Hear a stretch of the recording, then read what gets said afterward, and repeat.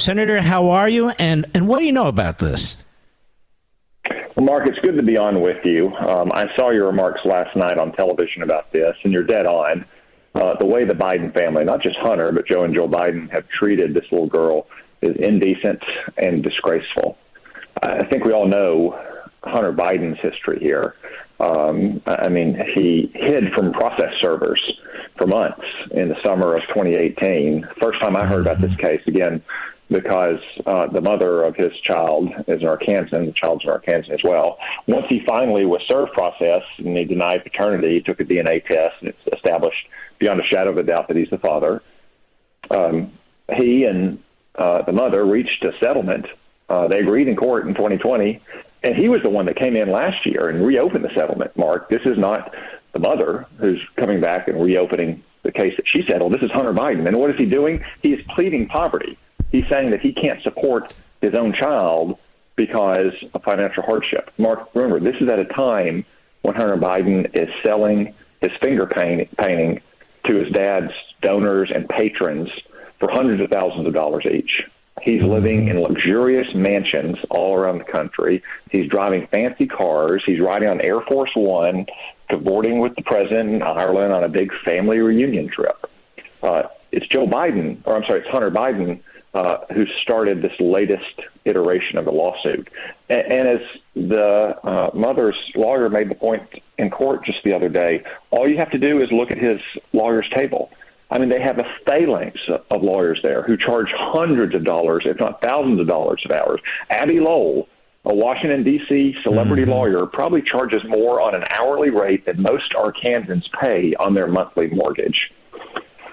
But yeah, he's probably $1,200 an hour, that guy, something like that. And you'd probably be lucky to get him at that rate, Mark. And Joe Biden consistently refused to even acknowledge this little girl's existence. Look, I understand this is probably what no one expected or planned for, but Joe Biden, as recently as just a couple weeks ago, once again was celebrating his 6 grandchildren. Joe Biden has 7 grandchildren, but he refuses to acknowledge it. At Christmas time, Mark, they hang 6 stockings over the White House fireplace, not 7. They even hang a stocking for their dog and for their cat, but not for their 7th grandchild. Is it really too much for them to ask, despite the difficult circumstances here, for them to at least acknowledge their own flesh and blood, to reach out to the mother and try to make some effort to be a supporting and caring and loving part of their grandchild's life, consistent with her wishes and her expectations, of course, as the custodial parent? I don't think that's too much to ask. What they're actually doing and what the Biden smear machine is doing is deeply unfair to the mother as well. You know, if you listen to Joe Biden's political operatives talking on background in the media, they would make it seem like, oh, this was only a one-night stand. And, Hunter wrote about this in his memoir and did TV interviews about it. I denied paternity because I was in, a drunken and cocaine-addled rage. So I can't remember anything. But the contents of his laptop make clear that this was not some random one-night stand. It was an ongoing relationship, personal and professional, since she was on the payroll of one of his fake companies for up to 18 months, if not more than that. So absolutely.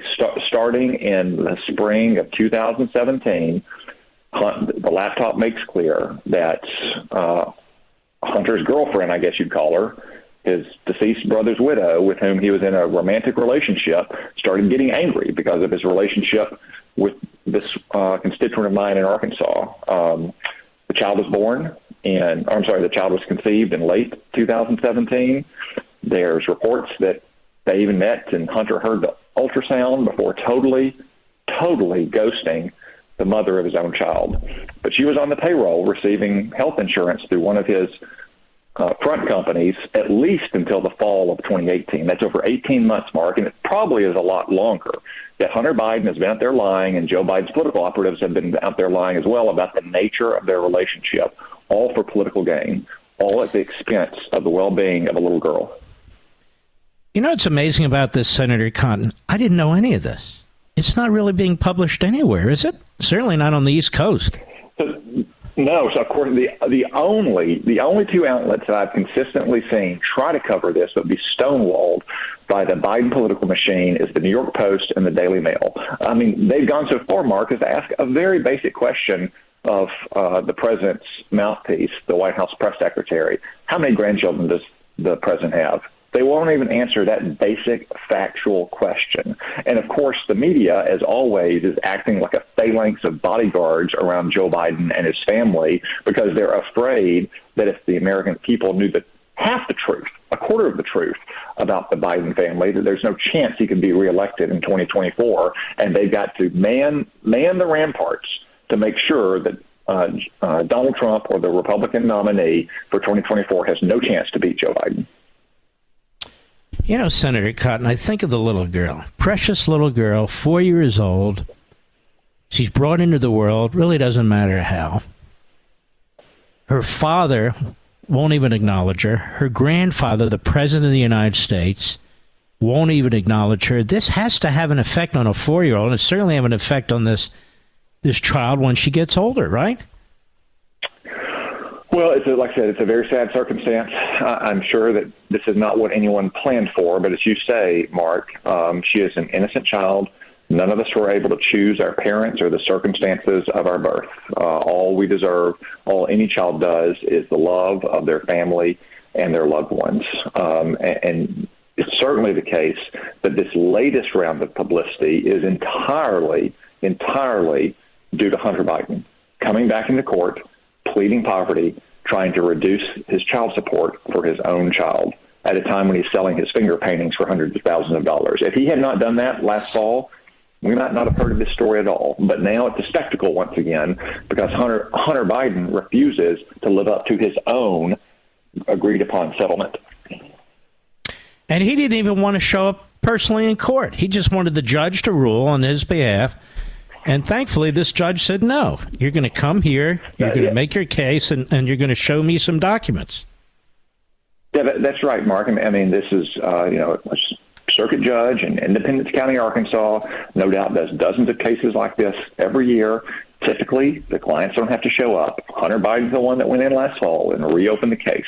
It was proceeding, she said, normally until about January, and then Hunter Biden began to treat this judge just like he treats the mother of his child. He totally ignored her, never responded to anything, no depositions, no interrogatory responses, no nothing. So finally, she got fed up and said clients are no longer excused from attending. So that's why he had to attend last week, and that's why they're now, one would hope, on track to actually get to trial in July if they don't settle. Again, also Hunter Biden, at a time when he's selling finger paintings for hundreds of thousands of dollars to his dad's donors, can get out of paying child support. You know, Mark, rather than putting the family through all this, why didn't Hunter Biden just go to all of his patrons, the people who are putting him up in their mansions or paying for his luxury cars, or for that matter, paying Abby Lowell and that phalanx of lawyers and just ask them to pay the child support?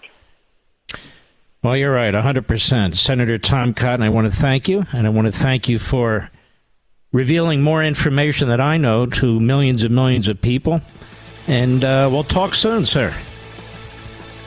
Thank you, Mark. Good to be on with you.